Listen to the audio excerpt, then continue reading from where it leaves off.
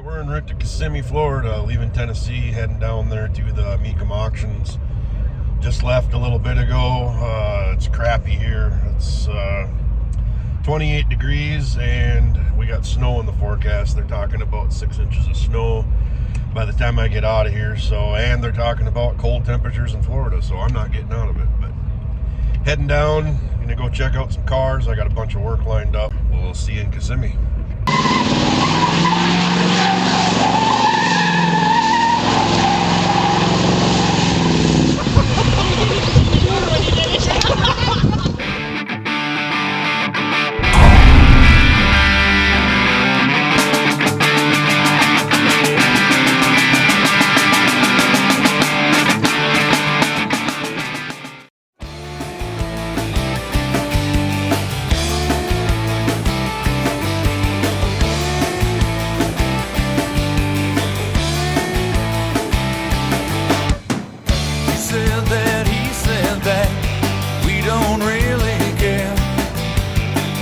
As I sat and watched her, she brushed out her hair.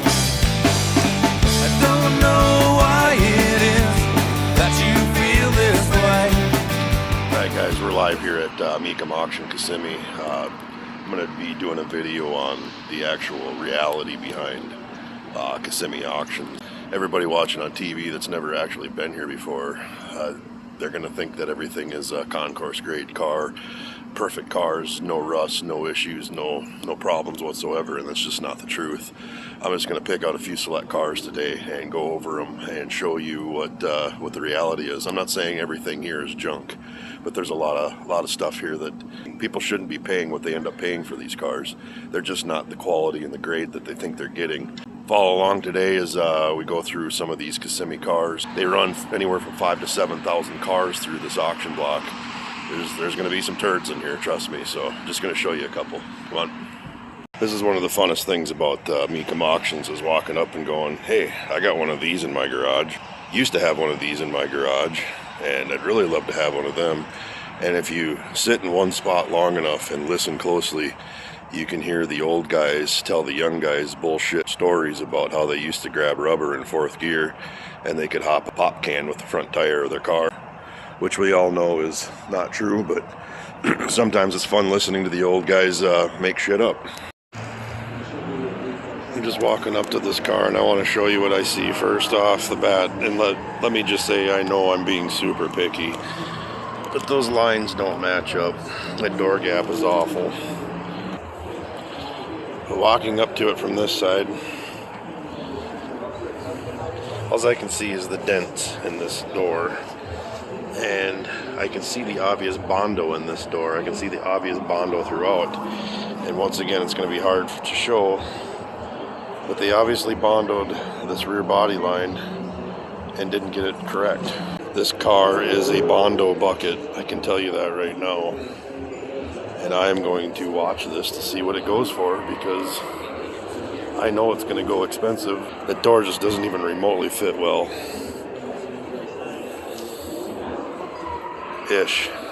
So many issues. Once again, I'm being hypercritical, and none of my shit's this nice, but I don't play it off that my stuff is this nice. I just get tired of people thinking that they're going to get something and end up dropping a lot of money and then end up with something like this. This is an interesting one. It's not very often you see a patina Corvette. And when I say patina, this thing is this thing has seen better days, but it's a 63 split window, which is kind of cool if you're into that sort of thing. But I just want to show you one thing on this that I found kind of comical. I didn't know this existed. This is listed at Mecum as having factory OBD2 equipped. Now it is a fuelie car, which is cool. I can't afford a car like this, even in the condition it's in. But I was not aware they made OBD2 ports in 1963. So I used to have a Charger just like this, except it was a 69 and it wasn't plum crazy purple and it wasn't an RT car and it didn't have a Hemi, so it was actually nothing like this. I used to have a Charger Except mine had a 900,000 cubic inch non-Hemi motor that made 1,000,000 horsepower. And when I'd race it, Halley's Comet came out.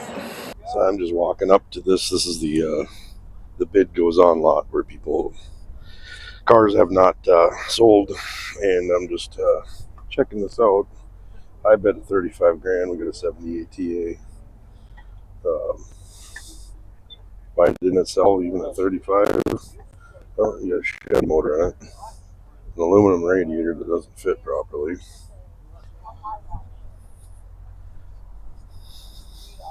The glass is all boogered up. Doesn't fit. Door doesn't sit in there even remotely properly. Window's obviously been hitting the paint. And this is just the first 30 seconds I walk up to the car. I always wonder, what else are you going to find on a car like this if you actually sat and took some time to go through it. I've owned these cars before. They were not that great of a car. 35 grand. We didn't let this go. Whatever, buddy. So note to self and anybody listening, do not, I repeat, do not try and jump in the driver's seat when they give you a ride in one of these things. I guess that's the reason why I'm on this side of the fence now. They were not happy with me.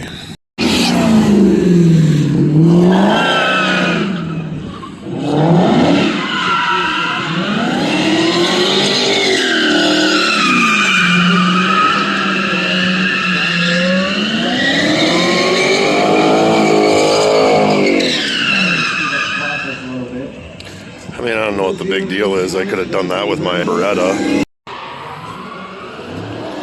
So at least they're being honest about this one. Tow vehicle. Rebuilt, branding untitled. Will likely require mechanical refurbishment. So I'm glad they're at least being honest on this thing. It is it is cool as hell. I love the patina on this thing. It's got one hubcap out of 4. It's appears to be full of garbage. It literally has got garbage in the trunk. I don't know why you would take that out before you got here. I hope this doesn't go for a ton of money. I want to actually see what day this is going across, because if this goes cheap, this might end up at my house. This missing hubcaps. It's just a big old boat, and looks like hell. Whew, smells like hell. I kind of want it. It is not a good sign that there's a carburetor in the trunk. And I found the other hubcaps, so that is a good sign. What a piece of shit. This would look great at my house. The only reason I'm even filming this car is because I want to do the same exact wheels on my 69 Camaro. I love the poverty caps with the paint matched rim. I just think that looks so badass. I will be doing that to my 69 Camaro. In my opinion, those wheels just look completely badass on this car. I even like them better than the original rally rims I have on mine.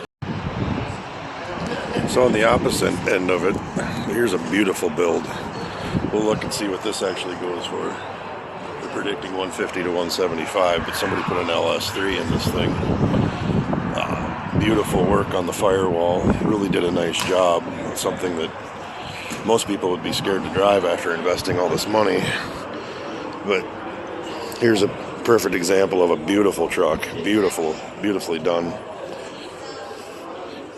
Pop the door open on it. I mean, just absolute gorgeous work they did throughout this thing. It smells like a brand new car. The interior, it smells brand new. Nice work all the way through here. This is beautiful. I'd love to have absolutely gorgeous truck. And you don't see the GMC Jimmies as much as you see the Blazers, and you don't see that many Blazers around. But seeing that motor in it makes me want to put it in 4-wheel drive and go do 4-wheel drive burnouts in it. My times have changed. The cars that we used to buy for 50 bucks and wreck on purpose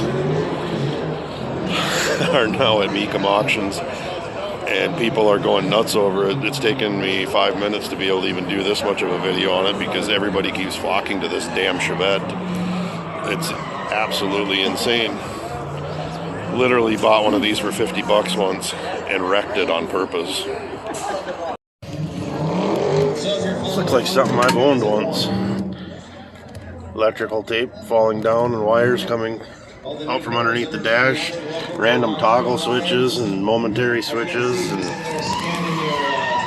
I don't ever remember owning this. I am a huge fan of 68 to 70 Dodge Chargers, and I don't really like ragging on people's choices that they've made, but I gotta comment on this one. Why would you restore a 68 Charger and put that dash in there? It looks horrible. I'm sorry, I know it's personal preference, but ish. And then you ghost it in generally, and you ghost it in an 01 on the side, and you ghost it in the Southern flag. That's all fine and dandy, but then you put this hideous ass hood scoop on this thing. Is whatever, man. I can't get on board with it. And mostly, more than anything, these ugly ass foose wheels. And if I get blasted for having an opinion, blast me, but man, those wheels look like ass on that car. I'm sorry, it's just the simple truth. And I don't want to rag on people, like I say, but make better decisions. Oh man, I can't believe I found one out in the wild. Not that. This car here. I had a high school buddy whose ex-girlfriend's stepdad's barber had a cousin who lived next door to the guy that knew a guy that worked on these things. Last I heard, that guy's in jail for illegally distributing candy, I guess. But man, what a small world. Now back to this GTO Judge. That is obviously a 1968. How do I know it's a 1968? Guess what? They didn't make Judges in 1968. This is my overall opinion on the entire Mecum experience. I think everybody should go check this out at least once. It's a well put together, well organized event, and I think they do a really good job at what they're doing. If you're anybody that's even remotely interested in vehicles and cars, or if you got kids that are into cars, this is a fun event to go check out. They got everything and anything to look at. They got all kinds of different things going on. Food trucks and beer. Trust me, they got beer. I know this. And it's like I said, it's just well put together and well done. If you're looking for your dream car and you're not sure exactly how to go about it, and you just know that there's one going across the block at Mecum, I would urge you to at least come out here and look at the car in person, or hire somebody to come out and look at it that knows what they're doing. I'm not saying that 100% of the stuff here at Mecum is junk, but there's a lot of junk here, and it's really no different than the consignment dealers, the consignment classic car guys. Basically, people take their classic cars to consignment dealers so that they don't have to deal with you, the buyer. So they don't have to get the phone calls in the end, wondering why this isn't working and wondering why this is such a piece of crap and why they spent the money on it. Now, you're always going to get the person that has buyer's remorse and should never have owned a car like that in the first place, but I see a lot of people buy cars at Mecum Auction thinking that they're getting a concourse grade, perfect vehicle that's been restored from top to bottom, and in the end, they end up with a piece of junk that's got rust everywhere, or it was poorly put together, poorly restored, and somebody basically flipped it. Is just moving it on to the next person. Just do your due diligence. Go look at the car in person. Make sure it is what you think it is, and if you don't know what you're doing, hire somebody to take a look at it. Hire somebody to inspect the car and go through the car. Keep in mind, Mecum Auctions does not allow us to test drive these things. So there's a lot of stuff that can be hidden just in a test drive. A lot of stuff that will raise its ugly head. And if you attend a Mecum auction and you're there for the opening ceremony, we'll call it, they say right in the beginning, once the gavel hits the wood block, that car is yours. It's sold as is, no expressed or implied warranty. There is no such thing as a warranty at an auction. If you know how the auction format works, you bid, you win, it's yours. Shut your mouth, move on. If you bought a big piece of shit, that's your fault, not the seller's, not the auction house. So just make sure you know what you're buying, and if nothing else, just come and enjoy the fact that there's so many classic cars that are here and the event that they put on. I still prefer going out, test driving the car, meeting the guy that's selling it, shooting the breeze, shaking hands, making a deal, throwing it on the trailer and bringing it home. I'd just rather do it that way. I just think you're safer in the end. You're better off in the end. I'm not saying that there isn't a deal to be had here, but know that a lot of buyers here are other classic car dealers that are turning around and just flipping these things. I've showed you in this video a lot of junk, and I've showed you some nice stuff. And I've also walked through the lot where the bid goes on, and I'm shocked at some of these cars that they didn't let them go, that the reserve prices were so high that they decided to not sell them. Some of those prices are shocking to me, and it is what it is once again. None of these cars are worth any more than what somebody's willing to pay for it. Just don't be the guy that buys a big pile of shit and then regrets it. That's all I'm saying. So let's listen to some Tow Truck Tom and get out of here. I'm going to go find a beer. I'm going to go meet up with some friends, and we'll see you next week.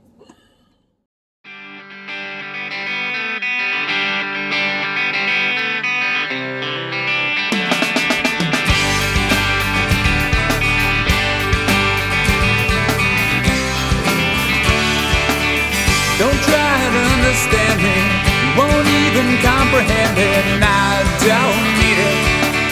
Don't try to analyze it, don't even patronize me, cause I don't need it. Could you just stand beside me, try not to make me crazy, cause I sure need it. Then I thought of leaving town and I wouldn't be back again. Then I thought of just hanging around to see your place again. Have to try real hard not to push you away. Guess I'll just push myself today.